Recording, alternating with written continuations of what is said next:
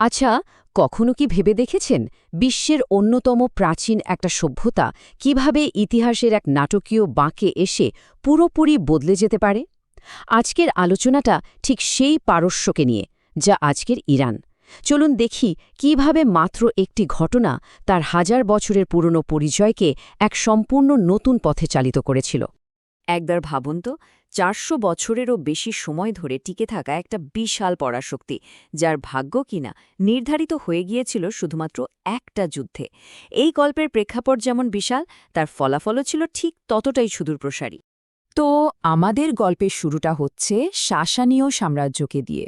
মনে রাখতে হবে ২২৪ খ্রিস্টাব্দ থেকে শুরু করে প্রায় ৪ শতাব্দী ধরে তারা ছিল তৎকালীন বিশ্বের অন্যতম প্রধান শক্তি। তাদের ক্ষমতা এতটাই ছিল যে তারা শক্তিশালী রোমান সাম্রাজ্য আর পরবর্তীতে বাইজেন্টাইন সাম্রাজ্যের একেবারে সমান প্রতিদ্বন্দ্বী ছিল। তাদের শাসনকালটা ছিল দীর্ঘ আর খুবই শক্তিশালী। শতাব্দীর পর শতাব্দী ধরে রোমানদের সাথে তাদের যে লড়াই, তা তো রীতিমতো কিংবদন্তি তুল্য। কিন্তু ইতিহাসের মোড়টা ঘুরে যায় ৬০২ থেকে ৬২৮ খ্রিস্টাব্দের শেষ যুদ্ধটাতে। বাইজেন্টাইনদের সাথে এই লম্বা ২৬ বছরের সংঘাত সাসানীয়দের শক্তি প্রায় নিমড়ে নিয়েছিল।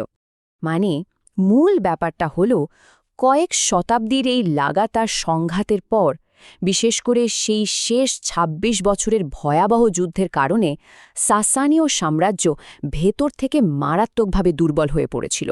তাদের সামরিক শক্তি বলুন আর অর্থনীতি বলুন, দুটোই তখন প্রায় ভেঙে পড়ার মুখে। আর দেখুন, এটাই তো ইতিহাসের নিয়ম। যখনই কোনো পুরনো শক্তি দুর্বল হয়ে পড়ে, তখনই মঞ্চে প্রবেশ ঘটে কোনো এক নতুন শক্তির। ঠিক সেভাবেই ৬৩৩ খ্রিস্টাব্দে রাশিদুন খিলাফাতের উত্থান পারস্যের জন্য এক নতুন অধ্যায়ের দরজা খুলে দেয়। আর সেই অধ্যায়টা ছিল বিজয় আর চূড়ান্ত পরিবর্তনের। সালটা ছিল ৬৩৩ খ্রিস্টাব্দ। সাসানীয় সাম্রাজ্য তখন গৃহযুদ্ধ আর ক্লান্তিতে জর্জরিত। আর ঠিক সেই দুর্বল মুহূর্তেই পারস্যের দিকে প্রথম আক্রমণটা শুরু হয়। পরিবর্তনের হাওয়া তখন বইতে শুরু করেছে। এবার আসা যাক সেই সবচেয়ে গুরুত্বপূর্ণ মুহূর্তটাতে, এমন একটা যুদ্ধ যেটা একটা ৪০০ বছরের পুরনো সাম্রাজ্যের ভাগ্য চিরদিনের জন্য বদলে দিয়েছিল। এটা ছিল পারস্যের ইতিহাসের এক চূড়ান্ত মুহূর্ত, একটা সন্ধিক্ষণ। এখানে দুই পক্ষের মধ্যে তফাতটা ছিল চোখে পড়ার মতো।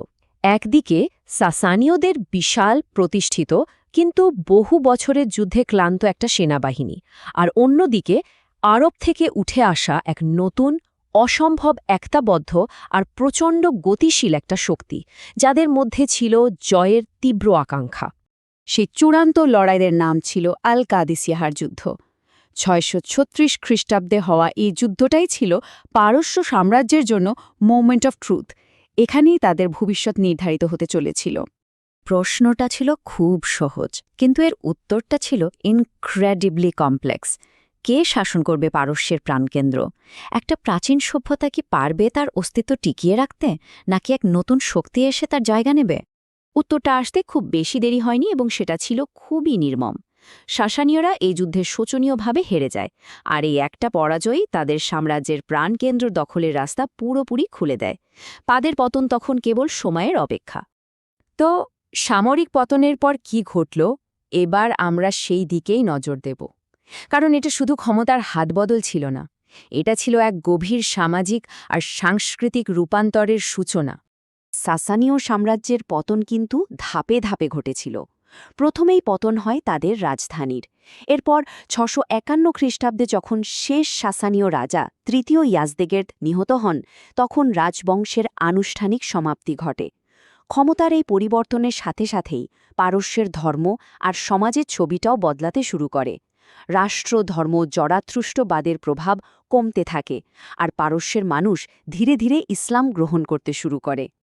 কিন্তু এই বিজয়টা এমন ছিল না যে একটা সংস্কৃতি এসে আর একটা সংস্কৃতিকে পুরোপুরি মুছে দিল। একদমই না। বরং এটা ছিল দুটো ভিন্ন সভ্যতার এক জটিল মিশ্রণ, যা থেকে জন্ম নিয়েছিল এক নতুন এবং আরও সমৃদ্ধ সংস্কৃতি। বিখ্যাত ইতিহাসবিদ বার্নার্ড লুইসের এই কথাটা পুরো পরিস্থিতিটাকে দারুণভাবে তুলে ধরে। ইরান ইসলামকে গ্রহণ করেছিল, কিন্তু তারা আরব হয়ে যায়নি। পারস্য তার নিজস্ব পরিচয়, ভাষা আর সংস্কৃতিকে খুব শক্তভাবে আঁকড়ে ধরে রেখেছিল।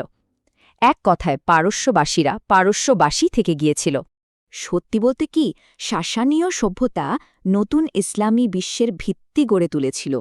তাদের উন্নত প্রশাসন, শিল্পকলা, স্থাপত্য, জ্ঞান বিজ্ঞান সবকিছুই নতুন খালিফাতকে আরও সমৃদ্ধ করে তোলে। পারস্যের এই অবদানই ছিল ইসলামী স্বর্ণযুগের অন্যতম প্রধান চালিকা শক্তি। তার মানে পারস্যের প্রাচীন সংস্কৃতি ধ্বংস হয়ে যায়নি, বরং এক নতুন রূপে তার পুনর্জন্ম হয়েছিল। তাহলে আমাদের এই পুরো আলোচনাটা একটা গভীর প্রশ্ন রেখে যায়। যখন একটা সভ্যতা পরাজিত হয়, তখন কি তার অতীত পুরোপুরি মুছে যায়, নাকি তার নতুন কোনো রূপে টিকে থাকে?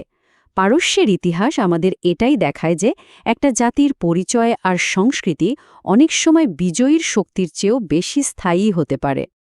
ভিডিওটি যদি আপনার ভালো লেগে থাকে তাহলে অনুগ্রহ করে একটি লাইক দিন। পরবর্তীতে কোন টপিকের উপর ভিডিও চান জানাতে নিচে কমেন্ট করতে পারেন। আর এমন আরও ইতিহাস বিষয়ক ভিডিও পেতে চাইলে আমাদের চ্যানেলটি সাবস্ক্রাইব করে রাখুন। আপনাদের সমর্থন আমাদের আরও ভালো ভিডিও বানাতে অনুপ্রেরণা দেয়।